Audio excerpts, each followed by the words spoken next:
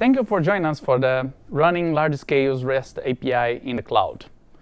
My name is Regilo. This guy on top of me is Sweeney. We are part of the Cloud Dev team here in InterSystems.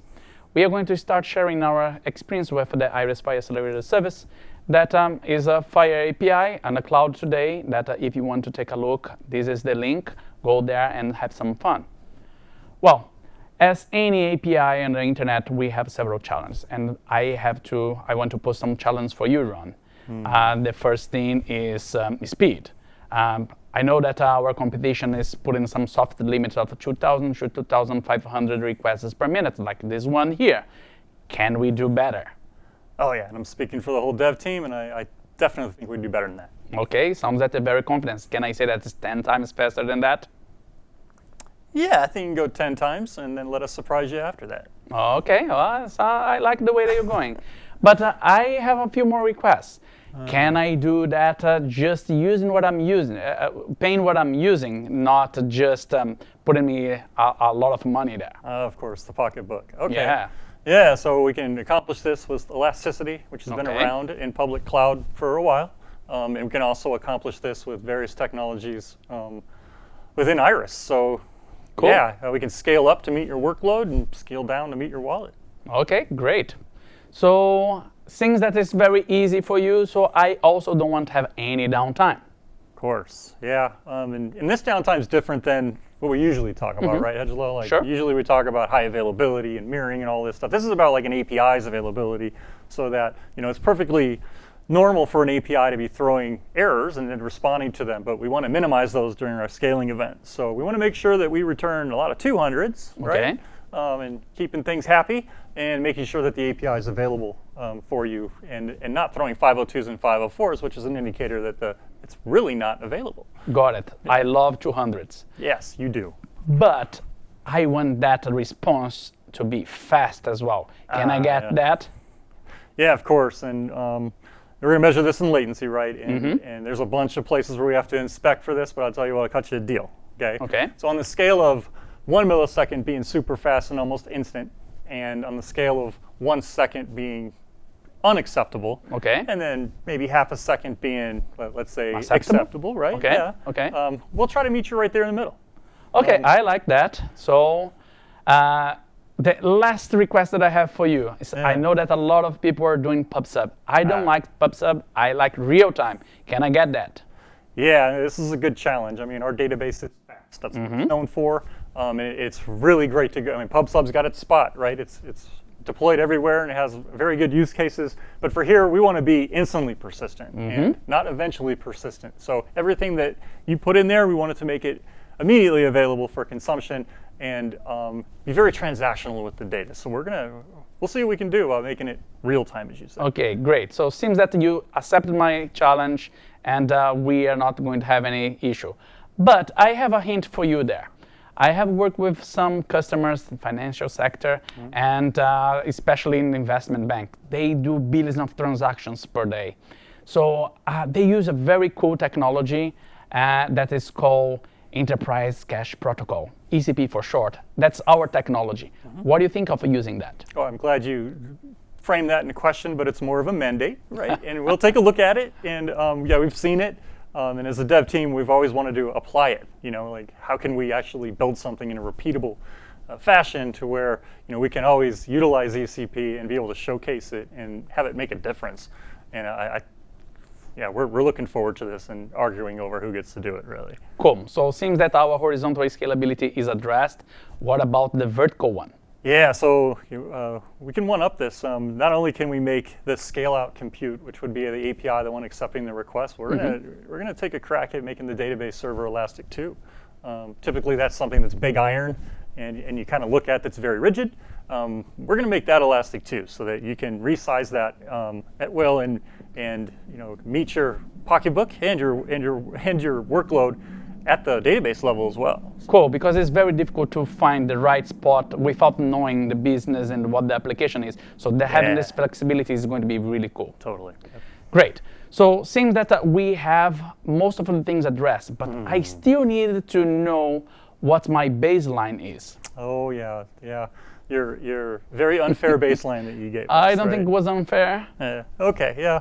It was great to have, and we appreciate it. And honestly, it was good to have it. It gave us an opportunity. But this baseline was what, bare metal? Yeah, bare metal, of course. Everybody's still using bare metal. Nothing in between it. No security, no certificates, no network latency. SSL, absolutely no internet, a crossover cable. But we took a baseline, sent the same data at it, and had a number and a carrot chase. So, we got a baseline, and we're gonna try to meet it. Okay, great. But I need to know if it's consistent, this testing. I want to know if it's a real deal. So can we do that? Yeah, the subjective performance word and how it's framed. But yeah, in order to pull this off, we really needed some consistent testing and some tooling around sending consistent workloads and being able to scale it out. A common thing that people will say is, well, it's only doing this many a second.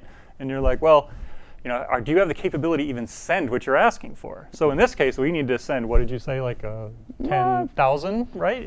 Just our first lower bar? Yeah, sure. Yeah, so we need to be able to send it is the point. And having the consistent testing and benchmark tooling helped us develop it, prove it out, and benchmark it. So okay. Great. So I guess that we have our problem. We have our technology and inspiration and the preparation, what I'm calling our special sauce. So let's take a look on the solution. Yeah, well, that looked like a pile of Jiras, didn't it?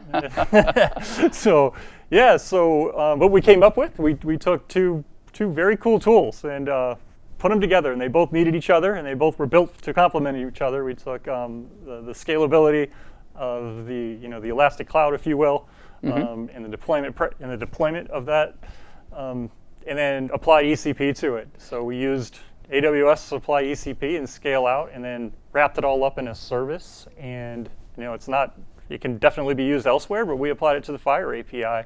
Okay. And pretty excited to show you the results, actually. Excellent. So we are using the best of both worlds, now our technology and then the public cloud as well. Yeah, we got it. Cool. So let's see that live. Yeah, so here's our demo. And what you're looking at here is the Fire Accelerator service. This is a deployment of ours. This one's pretty big. This is an extra large. Yeah, this started in my pocket. Yeah. Yeah, 64 cores and half a terabyte of RAM. So check your wallet, right?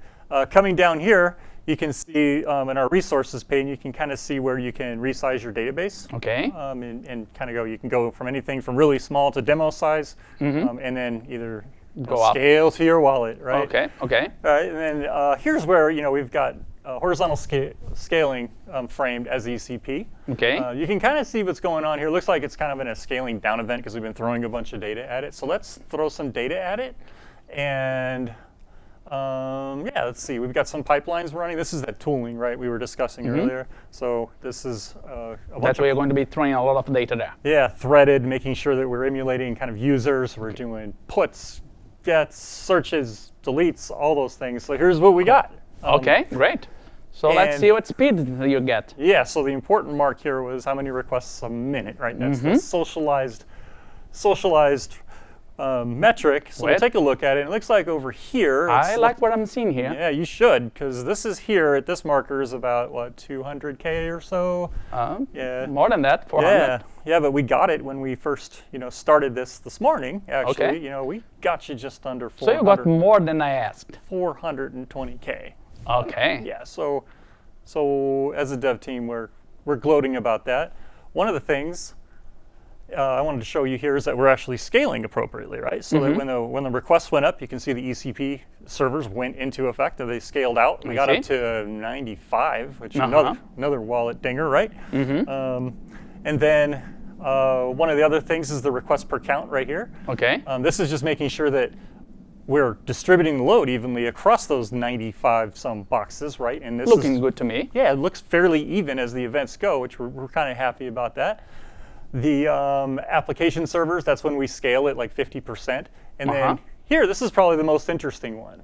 Okay. It looks like this data server. But seems that was not using a lot of resources. Doesn't so look you like were spending my money without that need. Yeah, I mean, I'd definitely take a look at this for some cost savings, right? So even at its peak, we didn't get over 2% CPU, and that was persisting all of that data, serving it up, and returning all those requests, right? So definitely take a look at that down there. Okay, Yeah, I you can can see see that. here, maybe 3, if that. And that's, Okay, you're not I getting your can money's scale worth out of down the a lot cloud, there. right? Okay, Yeah. great. And then here, you see the latency. Remember we had discussed that you wanted to make sure that I want to be fast, you want to be yes. fast, but you want to make people happy and that it's not slow.